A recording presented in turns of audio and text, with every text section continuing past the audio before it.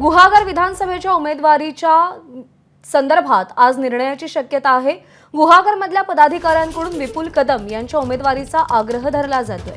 गुहागरची जागा शिवसेनेची आहे आणि ती शिवसेनेलाच मिळावी अशी मागणी पदाधिकाऱ्यांनी केलेली आहे। तर गुहागरमधल्या पदाधिकाऱ्यांनी विपुल कदम यांच्या उमेदवारीचा आग्रह केलाय। गुहागरची जागा शिवसेनेची आहे, ती शिवसेनेलाच मिळावी असा त्यांचा आग्रह आहे। ही सीट गुहागर शिवसेनेलाच महायुतीकडून मिळावी।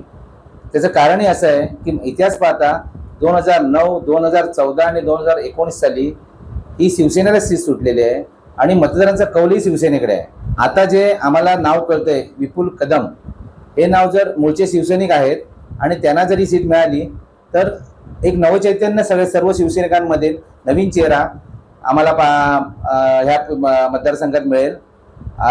असं असल्यामुळे आम्ही सर्व खूप एक्साइट झालोय की ही जर सीट विपुल कदमांना सुटली तर नक्कीच परिवर्तन घडेल। एबीपी माझा, उघडा डोळे बघा नीट।